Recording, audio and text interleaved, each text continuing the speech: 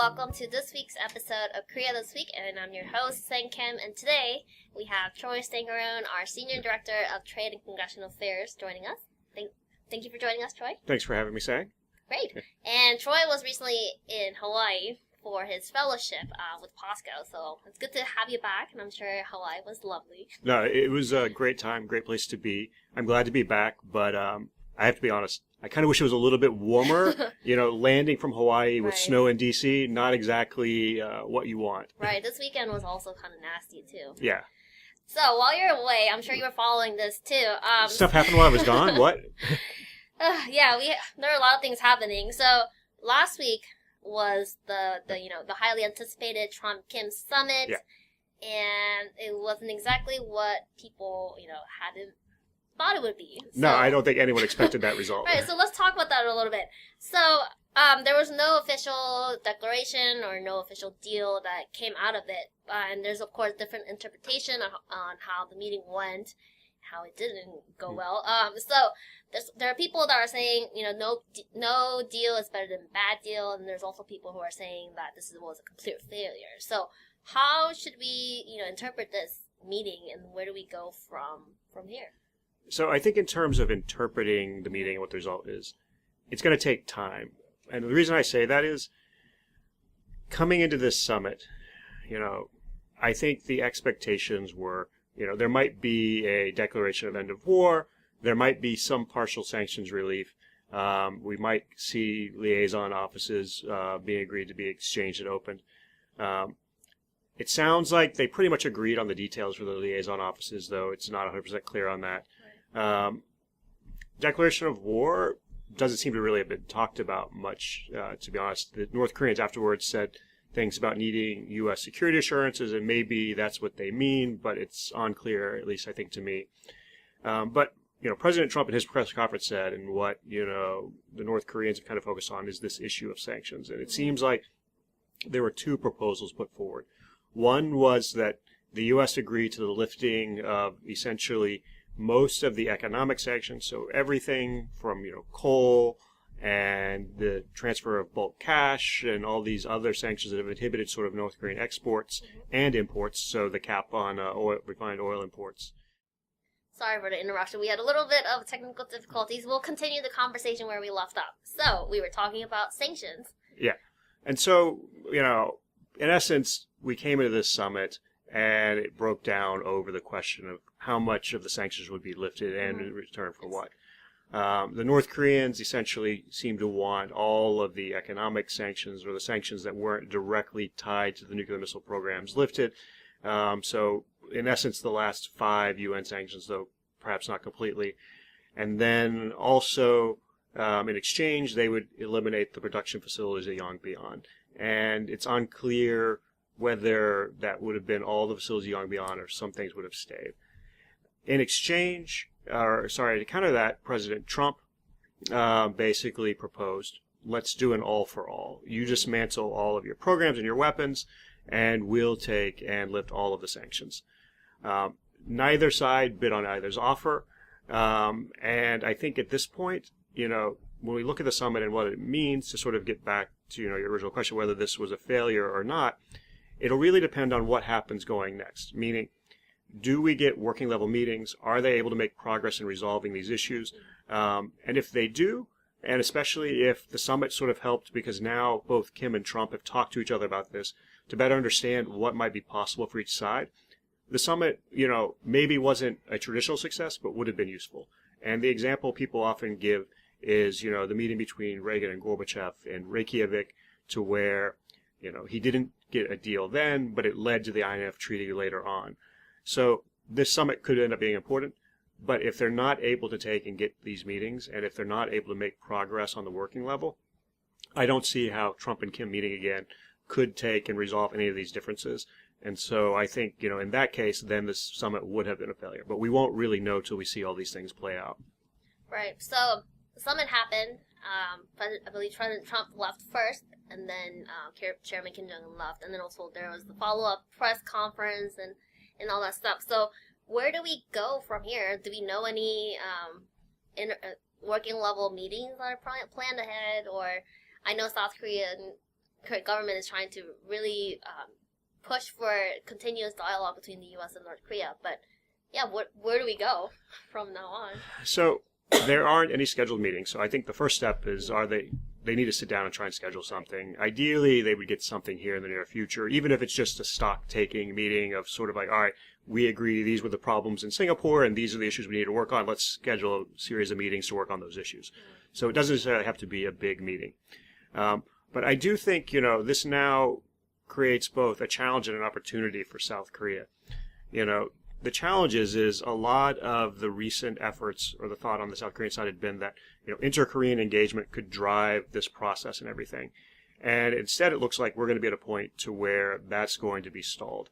And so now the question is, can President Moon shift back to maybe a different role, one he played sort of earlier on, to where, he was trying to bring, Trump and Kim together and sort of be kind of, someone who helps facilitate the process. And if that's the case, it means, we might have to think about putting off some of this inter-Korean stuff until he's able to facilitate the broader nuclear issue, which will then help and allow the inter-Korean process to move forward. And so I think those are kind of the keys. Do we get an initial meeting? Are they able to make progress on the working level? And can South Korea move into more of a facilitating role rather than trying to take and drive things through inter-Korean engagement? Right. So, and of course, the summit was just last week, so I'm sure we'll see more actions in the coming days. So one other thing that I want to talk about was Sunday. It was announced that U.S. and South Korea is no longer are doing the two largest military exercises. They usually happen in March and April. They're called Key Resolve and Fall Eagle. So we've been doing the exercises for a really long time, and it was announced that we are no longer doing the large scale. Instead, we'll be doing smaller scale exercise called Dongmeng. So, what does this mean in terms of the U.S.-Korea alliance? And this is something that President Trump talked about multiple times, how these exercises cost a lot of money, but there's no financial, reimbursement or benefit to the United States. So, what do you think about that? So, first off, I think it's clear what they're trying to do is to take and minimize the footprint of exercises so that way it takes and allows the diplomatic process to move forward. There's not necessarily anything wrong with that, but I think, as they move to the Dongmeng exercises, the key reason and the key thing here is that you have a situation where, because we haven't done exercises in about a year now, well, the four illegal ones last year would have been basically the last ones, you're getting to a point where you're going to have, more U.S. personnel who rotate out to new assignments. You have a similar situation, Korea has people who rotate into new assignments as well. And so the longer this goes on, without significant exercises, you start losing readiness because they haven't practiced together. If you think about this just on a sports level, every sports team, has practice from time to time. It's a key part of learning how to work together so that way you can take and perform when the situation happens. And, military exercises are the same thing. And so they needed to find a way to try and get the exercise and the practice they needed in, but to do it in a way that wouldn't necessarily provoke or raise the ire of North Korea, so that way the diplomatic process could try to move forward. In terms of, this broader question about the cost, I take a slightly different view of this. One, while not all of the equipment, because, for example, in the past, we've brought strategic assets from Guam or the United States in, so clearly that wasn't based there. A lot of the equipment's based in South Korea. You're going to be paying for the cost of it anyway, so in that sense, it's already prepaid for, Two, you already build in the idea of training, and readiness, so, there's not necessarily the cost in the way you think. It's not like this is something special or unique in that sense. And the other part to this is that, when you look at this, the actual cost at the end of the day, President Trump has talked about hundreds of millions of dollars. It's not nearly that much. There was a report in the Wall Street Journal about a year ago. I don't remember exactly, but I want to say it was 20-something million dollars is what like a large-scale exercise cost. And, if that's the case, if you think about that, for a country like the United States, that's a very small cost at the end of the day, especially for something like military readiness, which is important for deterrence, which is important to maintaining stability. So I think it's actually a very small cost to pay for what it provides in the end. You can think of it another way, which is that, if you have a valuable piece of property or something, you buy insurance. This is the insurance policy, basically. Right. And I also, the last thing I want to mention is that, as I guess too early to say, but as we are looking to move forward in making progress in terms of the U.S. Improving relationship with North Korea, should we think about ways that how U.S. and South Korean military alliance should look like in the future in case the North Korea is no longer a significant threat to both countries? Is that something we should talk about now, or in a little bit once we have a more improvement? What's your thought on that? Yeah, so I think there's a series of factors. One, we don't know where this process will go with North Korea. We have good reason based on past experience and other reasons to think that the North Koreans won't actually give up their nuclear weapons. But that being said, we can't be 100% certain that that's where this will lead. And so we do need to start asking the question, what should the U.S. Korea Alliance look like in the future? Right. Even if North Korea doesn't take and give up its nuclear weapons, we should ask questions like, is the force structure we have now the one that's most adequate and best prepared to take and deal with the threat that North Korea would present?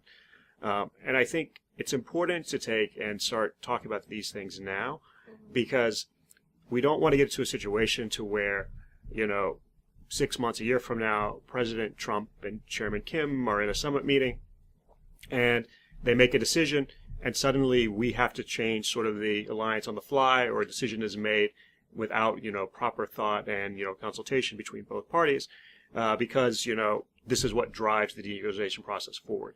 And I don't mean that in the sense of what everybody is concerned about President Trump agreeing to withdraw U.S. troops. I simply mean that in that as the situation changes, decisions will be made, and we want to be as fully prepared for those decisions as possible, so that way we make decisions that are in the interest of the alliance going forward.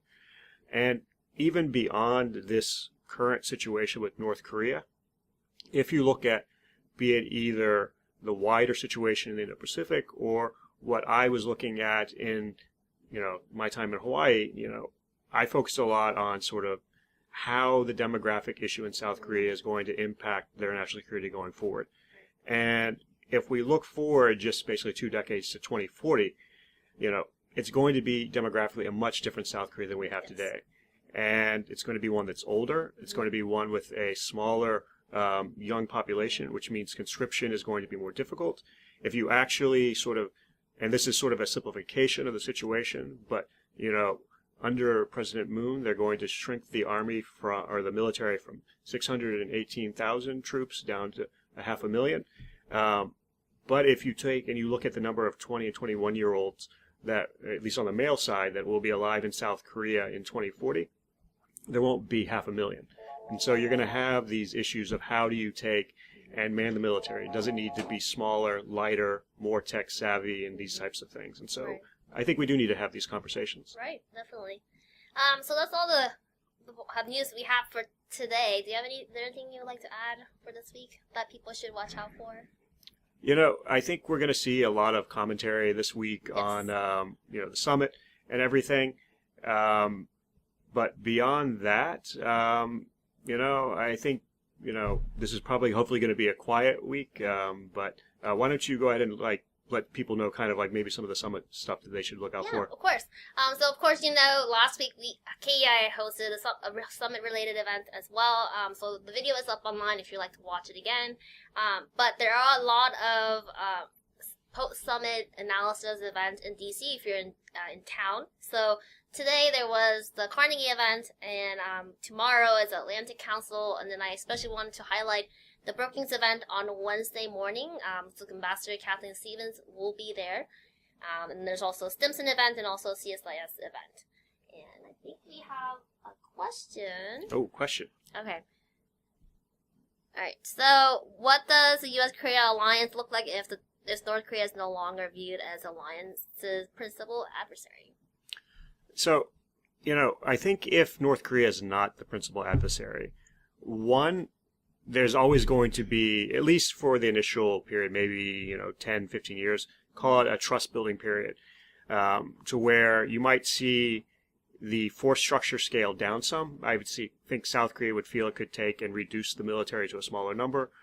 Practically speaking, you would think you would see something similar on the North Korean side, that they would begin to draw down their forces as well, which would be huge for North Korea because, this idea of a 1 million man army and the large reserves they have, those are a lot of people that they can't put into the productive economy, and so that would help Kim Jong-un's desire for economic growth. But so you would see changes in the size and the structure of South Korea's military. But I also think you might see South Korea take and move more towards of a naval force. So the army would get much smaller, the navy would grow. They would then engage in, basically missions, protecting the sea lanes in basically the, South China Seas and down into the Indian Ocean and everything.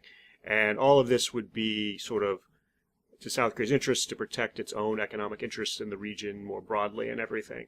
So I think you would start seeing these shifts in the emphasis of what types of forces they have, shifts in the size, and that then would mean how do the U.S. best complement that? And so some people might see a future South Korean military differently than what I just laid out, but that's just another reason to have these conversations now, so that way we find an idea of what we think makes sense for both of us going forward. Right, that's a great point. Yeah. And thank you, Travis, for the question. And we always welcome questions from the audience whenever you're watching. Feel free to ask us questions. And with that, I think that's all we have for today. Thank you so much for watching, and then we'll be here next Monday at 2 p.m. Thank you. Thanks.